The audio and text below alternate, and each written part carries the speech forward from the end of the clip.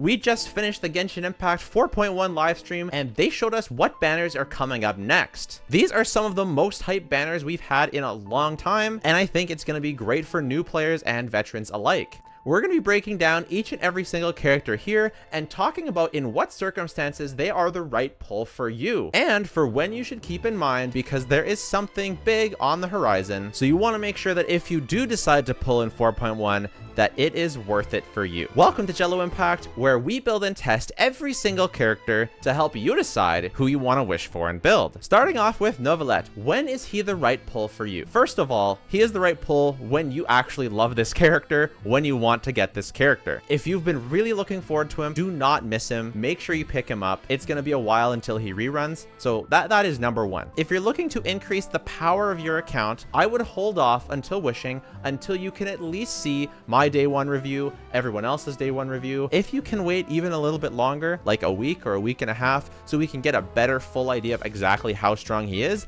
then that is your best option. But at least if you can wait until the day one reviews come out, like mine, and subscribe for that, then at least you'll have a pretty good idea. My prediction, however, is that he will be a pretty solid pull if you, number one, have Kazuha free, and two, if you need an AoE team. If you've already got a strong AoE team, such as Raiden or Ayaka or other strong AoE type characters, then Novalette isn't going to be as worth it of a pull in terms of account value, because he is an on-field AoE DPS. They did reveal his kit. We got to see his playstyle with his AoE charge attacks. It's looking pretty cool. I love that burst animation. He looks amazing. The AoE isn't quite as big as I would hope, but I think it still has a pretty big splash radius even around that. So I think mostly you're going to want to be grouping everyone up with Kazuha, and then you can have them all together like they have them shown here frozen. I don't know if you'll want to play him in freeze, but you'll want to group everyone up and then use his charge attack. So yeah, he's going to be best in AoE. He's going to be solid in single target, but I think for him, at least my prediction, you can check out my Novalette prediction video if you want, but I think my prediction is that for him to really perform very well in single target, I think you're going to want his weapon. But speaking of single target, let's take a look at Hu Tao. I think Hu Tao is an excellent pull if you want a strong single target DPS and you have Xingqiu and Yelan. Although if you don't have Xingqiu, there's a chance that he'll be included on this banner. We don't know for sure yet. A lot of people ask if Hu Tao is worth it at C0, or if you need her C1, or if you need Staff of Homa. A lot of people don't find her as fun at C0, and I can definitely understand that. I personally do find her fun, but I would make sure you spend a lot of time in her trial if you do decide to go for her, because her playstyle is not for everyone, especially if you're in the overworld a lot. It can be frustrating to run around, lose your stamina, have to charge attack to lose stamina. It can be frustrating, and also she is a little bit on the more difficult side to play. I got really good with her on mobile, but even still to this day on controller, I'm still not as adjusted as well. But if you want more information on Hu Tao, stick around for my Hu Tao guide that'll be coming out later this week. But overall, she is worth it if you like her, number one, or if you want a really strong single target DPS. However, most people have access to a Hyper Bloom team already, and if you have double Hydro, or if you have any Hydro character, you can already pretty much make a Hyper Bloom team. So I would say that the days of Hu Tao being a super valuable pull are somewhat over. I think she's a very strong character, especially if you don't want to play Hyper Bloom, or you don't want to get Nahida or something like that. But if you already have Nahida, if you already have strong single target characters, then Hu Tao loses a lot of pull value. I hear a lot of people saying, oh, but you already have Xiangling, you don't need Hu Tao. I think Xiangling's strength is a bit more in AoE than in single target. Of course, you can use something like Raiden National with Xiangling, or Sucrose National with Xiangling, and that'll have good single target potential. But on the whole, Hu Tao and Xiangling don't really fulfill the same role. Hu Tao is stronger in single target. So I would say that they're not really you have Xiangling, so you don't need Hu Tao. If Hu Tao was more of an AoE character, I would agree, but she is really the strength in that single target. But there are a lot of single target teams in the game, so it's not every account that Hu Tao will be worth it for you.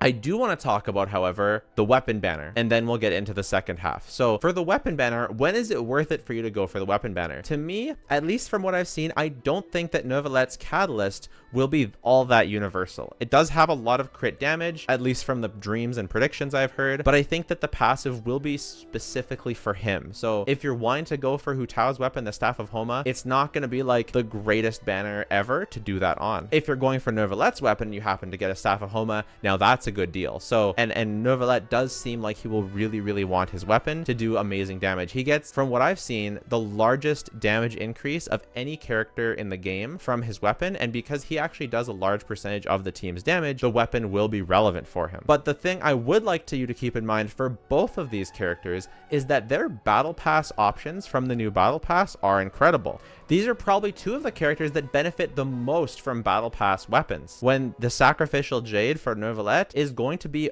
actually pretty close behind his signature when you get it to R5. If you just have R1, it's going to be really solid, but when you're at R5, it's going to be pretty close, within 5 or 7%. So it's, and maybe even less, maybe even 2 to 5%. So if you are someone who buys the battle pass regularly, it could be worth it to skip the weapon banner entirely. In addition, for Hu Tao, the Battle of the Fords is somehow even better for her than the Sacrificial Jade is for Novalette. If you happen to R5 the Battle of the Fords, which of course again is a tall ask, but if you're buying it anyways, it is within just a couple % of the Staff of Homa, which is a large amount over the R5 Dragon's Bane, about a 16% increase. So it really, you know, if you're already buying the Battle Pass, this weapon banner could actually be a big skip if you buy the battle pass regularly. If you do get R1 Battle of the Fords, it's pretty close to Dragon's Bane for Hu Tao, a little bit worse. So weapon banner, far from necessary, and really only a good pull if you don't buy the battle pass, but you are getting Novalette. So pretty niche. Let's move on to the second half. The second half, we have Risley and Venti, and I'm going to give a pretty darn hot take here, but I'll save that for a minute. Starting with Risley, based on what we can see from his pre-release, he will be a character that you only go for if you like him. He doesn't seem a head and shoulders above other DPS, whether it's his freeze team, whether it's his melt team, whether it's his hyper carry team.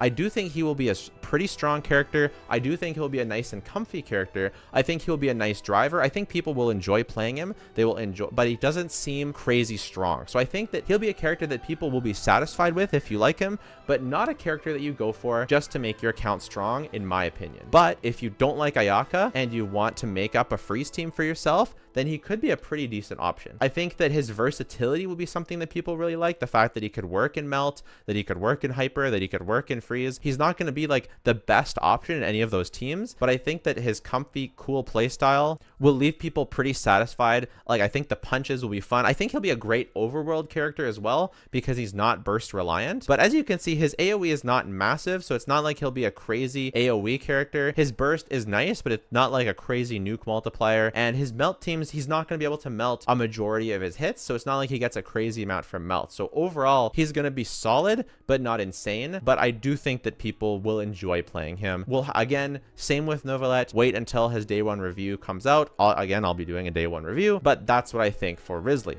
And finally for Venti. Now, I'm going to go ahead and say this. For the majority of the people, the title card was actually less clickbait than you think. For the majority of accounts that I've seen, most accounts don't actually care that much about the Spiral Abyss floor 12. And if you don't care that much about the Spiral Abyss floor 12, you are probably someone who is annoyed by some of the domains with large spread out enemies, especially if you're early game. Fighting in the domains can be actually pretty annoying. If you look at the Viridescent Venerer domain, some other domains, being able to group things up with Venti, it just trivializes so much of the content in the game. Same with the early floors of the Abyss. If you're an early game player, getting Venti will probably speed up your Spiral Abyss to, like, if you're at floor 7, it'll probably take you to floor 9. If you're at floor 9, you'll probably get to floor 10. Like, he's a character that, unless we're specifically talking about floor 12, sometimes floor 11, but he's a character that will, like, change your account. He is way underrated for, especially for casual-ish players. Or if you're someone that just enjoys quality of life, then Venti is going to be a pretty large quality of life for you. A lot of people talk about, oh, he's always worse than Kazuya, he's always worse than Kazuya.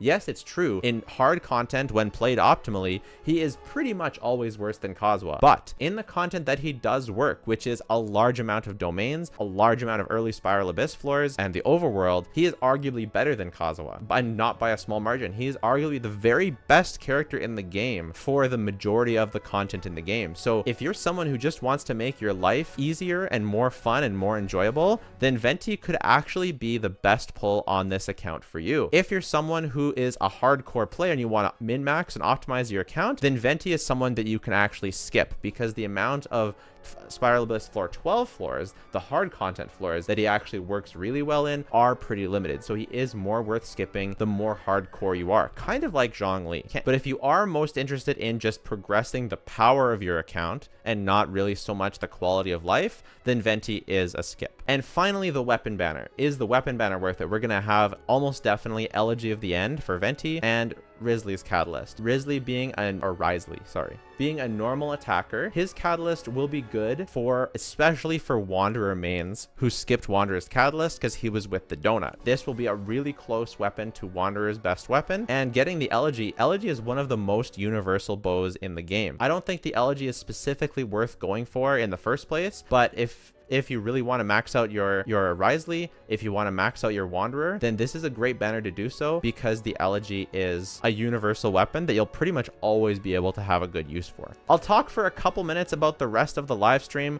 Chat and I had a good time for the first 15 minutes of the live stream. The trailer was absolutely incredible and I loved it, and the new areas look really great. I'm really hyped for the new story. And the rest of the live stream, they talked about some anniversary rewards, so we know that for our anniversary we're going to be getting 20 pulls and an octopus pet, so about par for the course for Genshin.